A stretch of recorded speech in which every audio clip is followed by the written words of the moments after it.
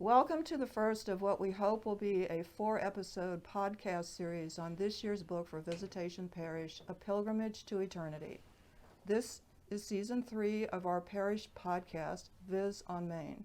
Today's unedited episode will focus on the far-reaching questions about faith that Tim Egan, a Pulitzer Prize-winning journalist for the New York Times, raises in his book. Joining me today is Msgr. Brad Offutt, pastor of Visitation. I'm Lorraine Gordon, a member of Visitation Faith Formation Team.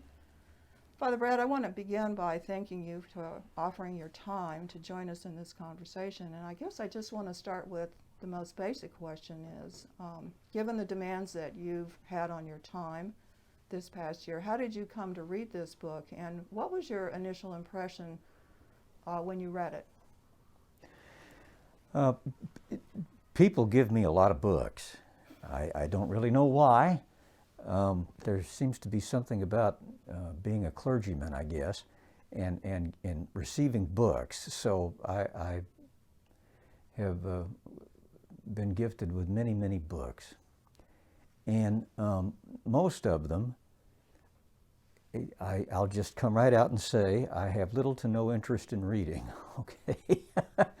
I don't have a lot of time anyway, and I have a lot of stuff I want to read. Mm-hmm. So most of the books that people give me, I kind of think, oh, well, you know, this might be good, but I don't know when I'll ever get to it. Well, anyway, this one was given to me by Barbara Nelson, a parishioner here at Visitation, in response to a little favor I did for her. And the dust jacket on the thing, I guess, initially intrigued me. A Pilgrimage to Eternity, it says, from Canterbury to Rome in search of a faith. And I thought, well, you know, that sounds kind of provocative. So I just opened it up and read a few pages. And man, I think Mr. Egan is such a skillful writer. He just drew me in. And I read, probably the first chapter at the initial sitting. And I thought, wow, you know, this is really good. This is worth reading. So I just gave it a whiff and found that it smelled real good and kept going. Well, we're very glad. I remember you mentioning it to me, I think at a parish council meeting.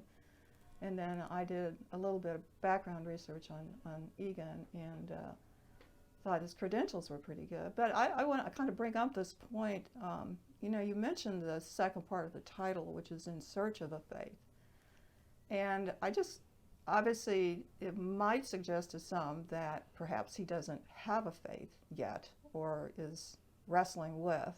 So I guess I wanted to ask you if you had any reservations or misgivings about reading or recommending a book by an author whose journalistic credentials aside, as you noted, who has on more than one occasion described himself as lapsed but listening, or his faith as complicated. Did you have any reservations about reading it? No reservations at all. I guess it was last year the diocese had the parish staffs in this deanery at a meeting, and among the things they did was pass out, rare for the chancery because they're hardly a data-driven organization, but they handed out a series of numerical statements about the numbers of people who've come to church, and I think it was over the last 40 years. And you know, just in our own parish, mass attendance over the last 40 years, if memory serves, has decreased about 68%. And we were the best parish in the deanery. Statistics for other parishes were worse. And that's replicated all over the diocese. And in fact, it's replicated all over the Western world. I think that very, very many people are lapsed Catholics or are perhaps on their way to being lapsed Catholics, and nearly all of them, I think, could describe their faith as complicated. The church has done almost everything it could do to complicate their faith. And so it seems to me that recommending a book by someone who's struggling with issues of faith and God and rationales for the church made all the sense in the world. It fits the contemporary situation. Okay. You know, I have often heard my Jewish friends refer to themselves, if they don't go to the services at the synagogue, they'll say, well, I'm culturally Jewish. I guess we could say that Tim Egan is culturally Catholic. I mean, the fact that he's interested in the kinds of history, for example, and always seems to seek out a church when he's in any small town would suggest there is a bedrock connection with Catholicism, but in terms of it being fully meaningful for him in a, you know, in the full sense of the word, I guess, that's what he's struggling with. From your perspective, what did you discern were his motives for taking this 1,200-mile journey? I mean, this is a significant undertaking. Obviously, one motive was to write a book, perhaps, but there seemed to be other motives as well. Did you discern any that, you know, you found particularly important? He spends a lot of time in the book just reviewing historical arguments to believe and not to believe in God. You know, he starts with arguably the most fundamental question of all, and that interests me. That interests me. He also grapples, with the church, obviously. His family history is marked by clergy sexual abuse of his brother, and that certainly colors his adventure and the way he approaches things. He's on the cusp of losing a beloved sister-in-law. That also colors things, I think. At the same time, he marvels at the steadfast faithfulness of his mother. This colors things. So all of these things, I think, dovetail into his motivations, and they're powerful. They're also not really uncommon. You know, he seeks in faith an explanation for existence. He seeks a deeper insight into human life. He's seeking an intention and a purpose to live after. So that's what I took to be his motivations, and they're universal ones. Yeah, I think at one point he mentions that he actually says that, he talks about the history of the church and all these, how there's hardly a village that he goes into where the church doesn't, an actual church building doesn't predominate, etc. And there are all these things that, these saints and these relics, etc. And he says, so the question is, what was that all about? And, in a sense, this adventure is an attempt to find God in Europe before God is gone. So this whole idea, you mentioned the idea of secularization and how that influence is eroding sort of the foundation of, some people's commitment to the church. I also think he's at a point in his life where he's tired. He says, I'm tired of the squishy middle. He doesn't want to call himself an agnostic. He obviously can't fully identify with the church, and I think that was important. And yeah, I agree that, his mother's devotion and his brother's experience with his friends, being abused by the church, those are powerful. But I also think, he mentions this in an interview that he does, it's on YouTube, that his mother's deathbed words, that she wasn't sure what was going to happen, really, given her devotion, and he definitely documents that, really unsettled him, really unnerved him. And I think that was also probably, one of the motives that he had. Not a lot of people are going to undertake a 1,200-mile journey. Indeed. So, do you think there's a certain kind of mindset or soul disposition that one needs in order to be a pilgrim? I don't know. of course, we are all pilgrims in a sense, but I don't know. I guess because I've never. Have you ever thought about doing one? No, never, not for a minute. That sounds pretty certain. Do you have a reason for that? I'm lazy. I'm also busy with other things. Yeah. If you had the time and the means, would you do it? Well, I'll go back to how I started. I'm a pilgrim anyway. I guess maybe that approach to experience is sort of baked into me. Certainly, to be a pilgrim, one has to have I suppose, a rather significant unsettled feeling about their life, and so they're getting on the trail to try to find some answers. For me, all of living is like that. Maybe that sounds hokey, but I don't know. At the risk of sounding pompous, I don't know that I would need the Via Francigena to help me that way.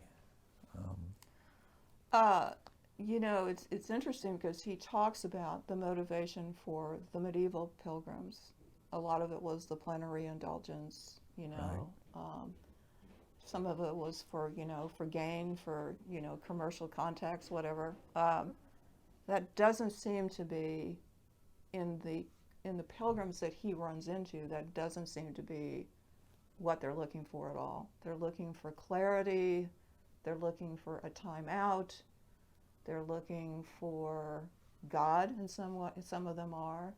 A few are looking to get physically fit, but not very many. Most of them have, more loftier motives than that. But do you think, for example, a retreat offers the same opportunity that, in a smaller, more condensed way than a pilgrimage would?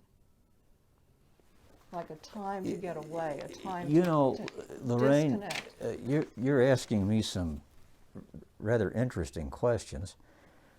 I don't want to turn that. This is supposed to be about the book, not about me. Retreats can certainly be useful. Okay.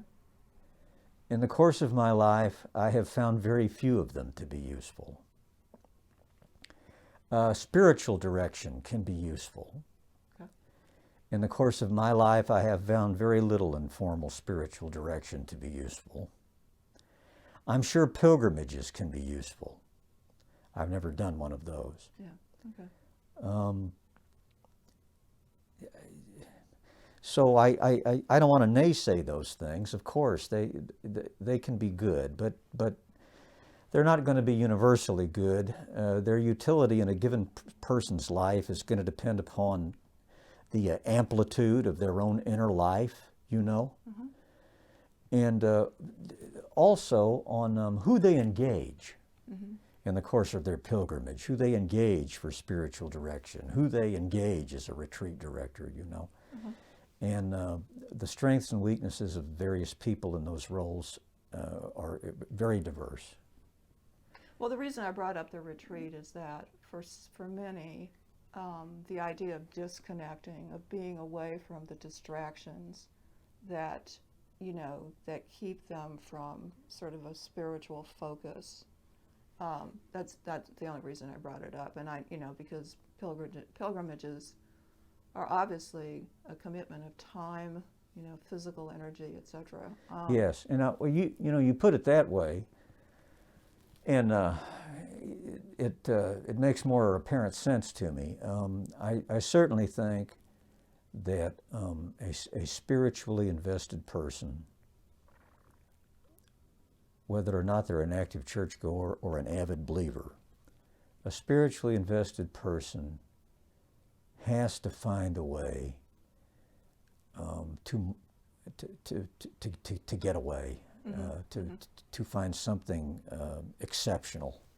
I mean, even if it's driving up to Conception Abbey and walking around for an afternoon. You know, I certainly there is an essential place for the exceptional in the spiritual life. Sure, sure, okay. Well, one of the reasons that he sets out on this pilgrimage is that he hopes to be able to maybe not fully answer, but certainly explore some of the big questions that sort of loom in his mind, in his soul. They're questions like, why does God allow evil to exist? How do we reconcile the discrepancy between Christian ideals and Christian behavior?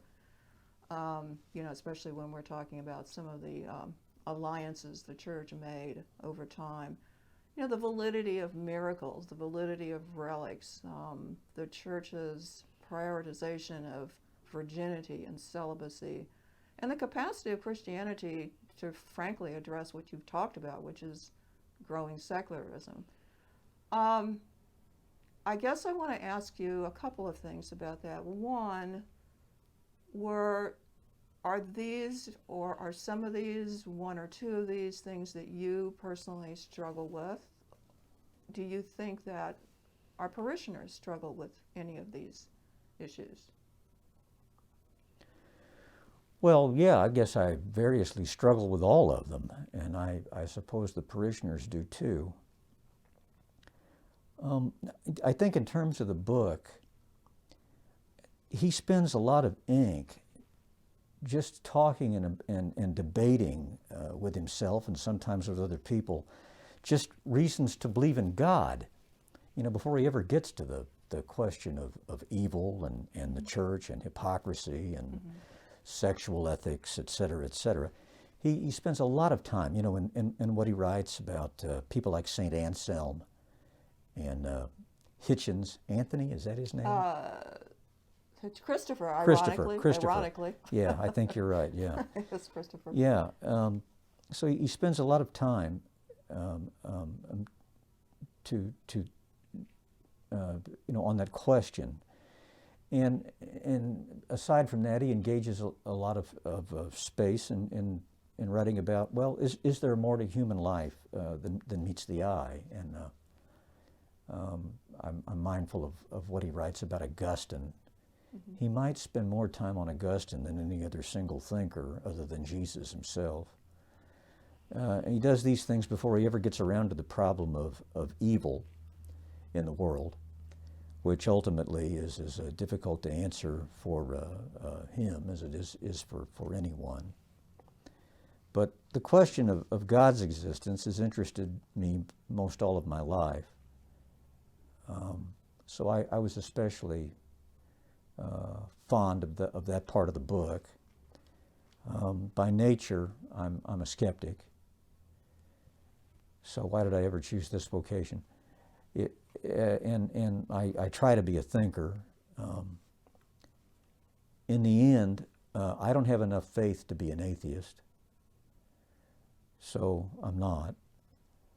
And as for the disparity between what the church says and what it does, or between the gospel and historical experience, I'm as dismayed with the Catholic Church as Egan is, but I'm not really surprised.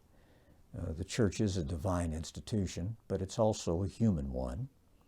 It is as imperfect as any of us.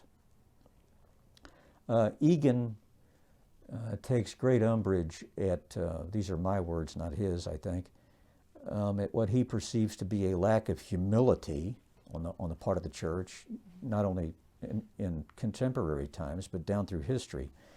And that's one of the things that I also especially liked about the book. I very much share that opinion. The church would do itself a lot of good if it recognized it's the imperative for humility in the face of its sordid history. And because Egan places such faith on humility, he's evidently fond of people like Pope Francis and Francis of Assisi. In reading the book, I know this doesn't exactly pertain to your question, but I think he tries to be honest. I think he works at that. He also can be glib, I think, sometimes. And I'm a little bit skeptical about some of his ultimate opinions about people like Augustine and Pius XII and John Paul II and Bernard of Clairvaux. I think sometimes he's tougher on people than perhaps he should be. But He's certainly selective about the facts that he chooses to highlight about them. I think so. I don't know enough history to say so for sure, but I strongly suspect that that is the case. Right. And again, I agree with his prejudice toward the humble. I think that's right. I think that it's needed in the church today, maybe more than ever. But he does come down awfully hard on some people. Well, I think that some of the experiences he has, though, like when he's in Vassy, which is where the barn is, where the Huguenots were burned. Yes. His position there is almost not so much he's appalled that they could do this, but it's also like, where was God? God had been. He says. And he says, God had been called to the barn at the start of the service. If God stuck around for what happened at the end, God would feel like me lost. And so that, again, kind of like you keep mentioning his questioning about God and the reality of God in his life, in human life. It's like, where was God? And he does the same thing when he goes to a village that is known for miracles, Leon. But he's just been to the World War I cemeteries. And the Leon village has this, abundance of miracles. And he says, 80 miles away, why couldn't there have been a miracle there where God intervened? And so many young people would not have died or been, maimed, wounded, etc. I think that those are important questions to ask. Well, they're certainly important questions to ask, and we've been asking them since Job, from Job to Rabbi Harold Kushner and millions of people in between. They ultimately have no answer. No compelling one. Mm-hmm. I think that and maybe it's because while I've certainly had a fair amount of challenges in my life, I've never been in a war. I've never been subject to the worst kinds of privation and pain. So if I had, maybe I wouldn't say this, but I want to say God brings good out of those things, and that isn't to justify them, but I think there is no ultimately compelling answer to the problem of evil in the world and squaring that with a God who is love. Yeah. Yeah. Do you think that there are moments in the book where he has these sort of, almost it's like an epiphany, it's a moment of what we would call transcendence? Were there any that caught your attention where suddenly, again, because he's in search of some kind of clarity, that he's almost caught off guard by the emotion of the moment? Yes. I don't, it's hard for me to identify what his moments of transcendence are. What comes to mind most immediately is his odd experience in the Italian church with St. Lucy? With St. Lucia Filippini's eyes that move, in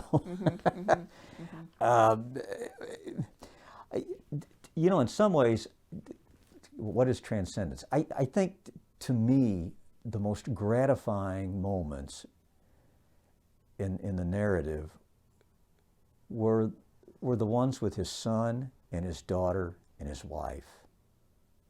I thought that was some of the best parts of the book. He variously bounces his impressions off of them. And to me, the love always comes through. Love is primary. In some ways, I think that those three words summarize the whole book. But who specified love? Who gave us the capacity to discern love, to practice love? Who planted in us the appetite for a what the psychologists call a primary secure attachment? These are the questions that gradually lead Egan, I think, back toward God. And I don't know, I don't want to be, what do they call it, a spoiler alert? But for those of you who are wondering whether or not you want to read the book and you don't have time to, just turn to page 319. And on page 319, in the first paragraph on that page, it summarizes the whole thing, okay? Yeah. And it's his statement about Christ and the resurrection, and the primacy of love. He eventually comes down on the transcendent side, and I'm blessed to say I completely agree with him. Yeah. I think there are some moments, too, where he sort of goes and does what a pilgrim is supposed to do, doesn't feel anything, and then suddenly something will happen. Like that happens in Canterbury, where he goes to where Thomas of Becket was, the very place where he was killed. Yes. And he says he didn't feel anything. And then he hears there are children singing, and they come from different races, different I mean, it wasn't just children; it was children and older people, and he's just caught off guard there. To suggest that the more sort of fabricated moments of you go here and you see St. Paul's skull here, or you go here and you see a thorn of the cross there, and that's supposed to move you. That isn't what moves you. It's the other things. It's the things probably that you weren't expecting. I thought he was it's the same thing that happens in Calais. He talks about how the refugees are being turned away, and etc. And then he goes to this organization, what's called Catholic Secours, which would be sort of like Catholic relief services. And he's stunned by how a church that had for centuries gone after a group of people who practice a certain faith, were now very actively protecting those people. Again, something he didn't expect. Yes. And I think those are just really, and also the conversation at St. Bernard Pass with the priest there, who he says, "Of course I have doubts. Of course I have." And it's like it makes legitimate what he's feeling.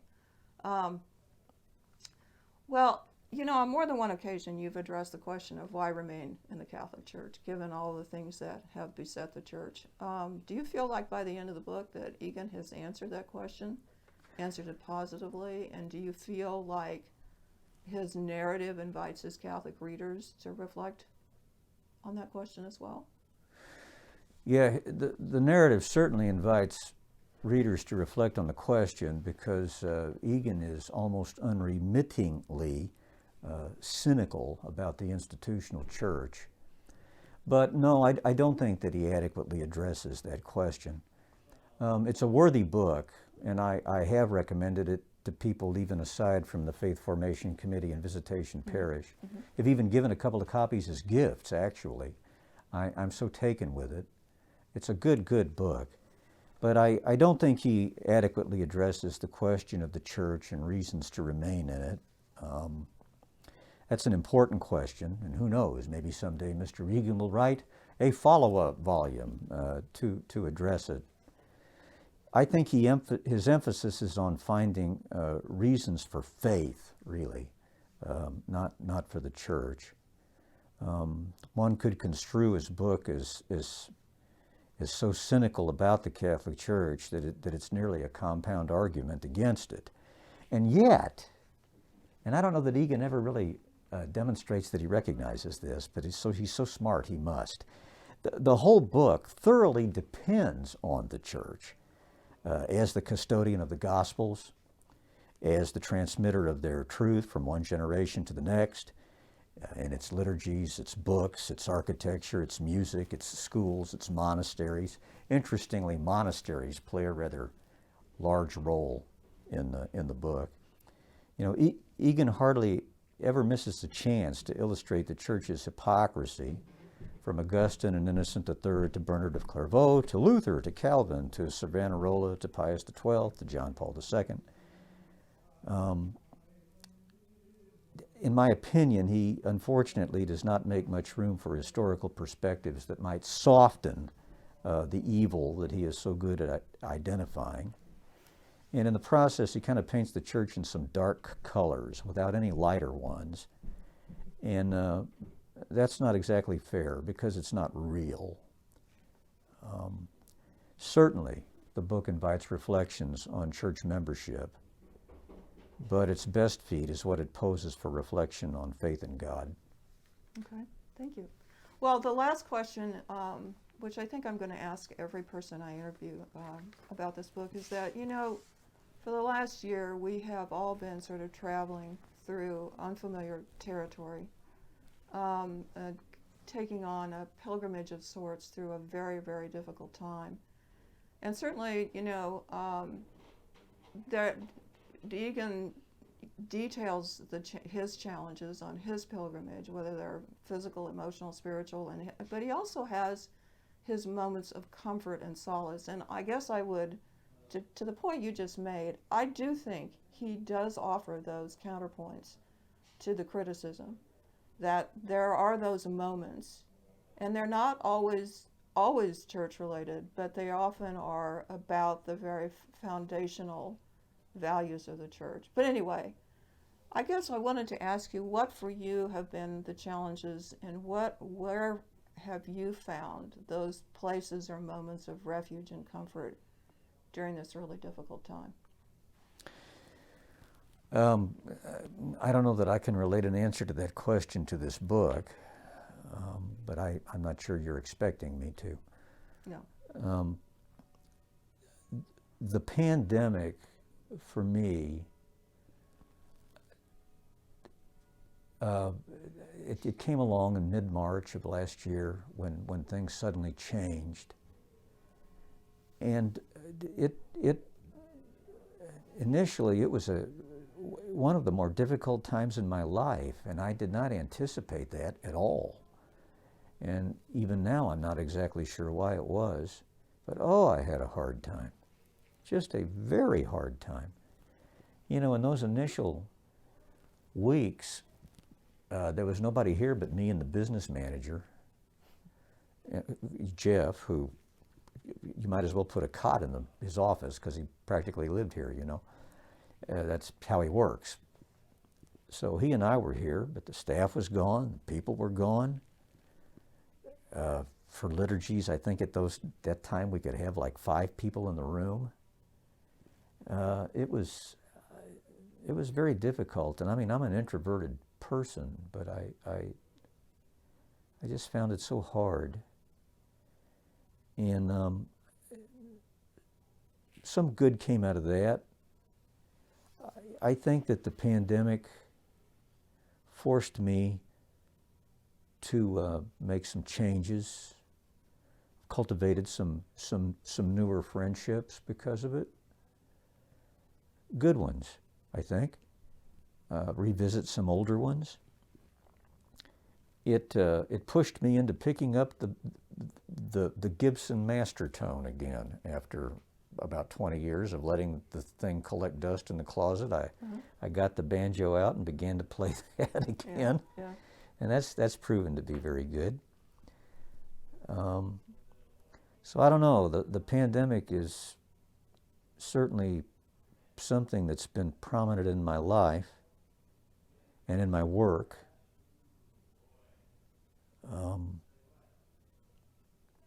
Moments of comfort in it, I don't know. It's Well, playing the banjo may have.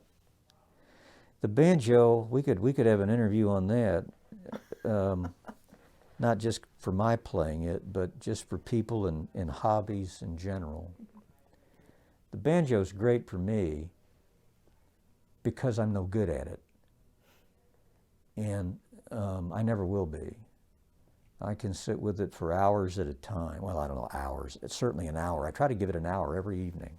Pretty significant commitment, really. Yeah. And, you know, I get better and I get worse and better and worse. And it's one step forward and 3 steps back some days. And I love the darn thing because it just forces me to adjust my perspective, you know. Sometimes I'll call the thing a humility machine. There's that theme again, humility. Yeah, it's important in my life. It's important in everybody's life. Right. So I guess the pandemic's been good for me in that respect. Okay.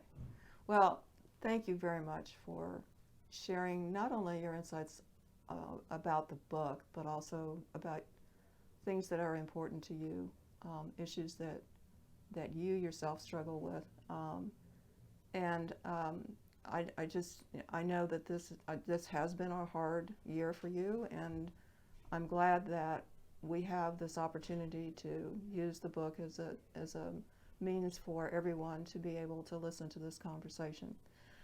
So we've officially come to the conclusion of our first episode on A Pilgrimage to Eternity, and we hope you'll join us for the second episode, in which I will be talking to Father Tom Curran, president of Rockhurst University. I want to thank Father Brad again for participating in today's conversation, and for the members of the Faith Formation team who lent their support, especially Brent Powell. The team would love your feedback on this and other episodes, so feel free to leave a comment. Thank you. Thank you, Lorraine, and thank you, Brent. And read the book, folks. You won't be sorry.